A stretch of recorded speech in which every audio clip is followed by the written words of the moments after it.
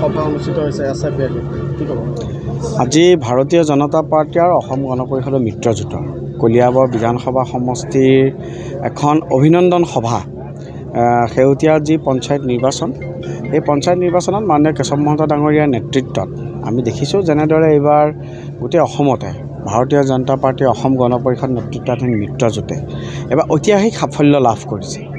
কলিয়াবৰতো এবাৰ ভাৰতীয় জনতা পাৰ্টি অসম গণ পৰিষদৰ মিত্ৰজোঁটে ঐতিহাসিক সাফল্য লাভ কৰিছে। অলমষ্ট 99.99% আমাৰ ষ্ট্ৰাইক ৰেট, মানে মই যদি ৱাৰ্ড মেম্বাৰৰ ধৰা আৰু বাকী যদি আমি চাওঁ যে AP মেম্বাৰ আৰু জিলা পৰিষদৰ ক্ষেত্ৰত 100% আমাৰ ষ্ট্ৰাইক ৰেট।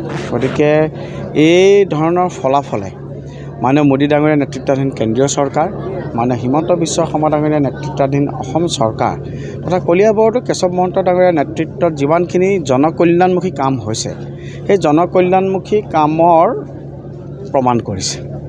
আৰু আজি সেইকাৰণে আমি গোটেইসকল জনপ্ৰতিনিধিক আজি আমন্ত্ৰণ কৰা হৈছিল। মাননীয় মন্ত্ৰী মহোদয় আছিল, দেখিছে আজি ভাৰতীয় জনতা পাৰ্টীৰ অসম গণ পৰিষদৰ সমূহ শীৰ্ষ নেতৃবৃন্দ আছিল।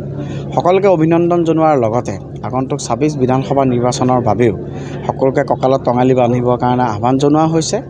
আৰু সকলোৱে যাতে পঞ্চায়তী ৰাজৰ যিটো সপোন মহাত্মা গান্ধীৰ আছিল, আৰু এই পঞ্চায়তী ৰাজৰ যিটো সপোন বাজপেয়ীয়ে দেখিছিল, সেই সপোনটো লৈ প্ৰকৃত হিতাধিকাৰীসকলক যাতে সকলো সময়তে উন্নয়ন কৰিব পৰা যায়।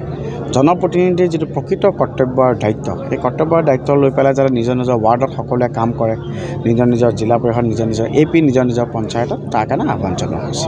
যিহেতুকে আগন্তুক জুলাই মাহত পঞ্চায়তৰ প্ৰতিনিধিসকলৰ শপত গ্ৰহণ অনুষ্ঠান অনুষ্ঠিত হ'ব, এই বিষয়ে কিবা আলোচনা কৰিছে? নাই, মাননীয় মন্ত্ৰী মহোদয় আছে, হিজ গাৰ্জেন অফ অল, গতিকে সেইখিনি বিষয়ে পৰৱৰ্তী সময়ত আলোচনা হ'ব। কিন্তু আজি মূলতঃ এইটো অভিনন্দন অনুষ্ঠান, সকলোকে অভিনন্দন জনোৱা হৈছে, সকলোকে আদৰণি জনোৱা হৈছে, শুভেচ্ছা জনোৱা হৈছে।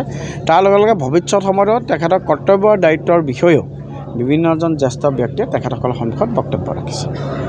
হ'ব।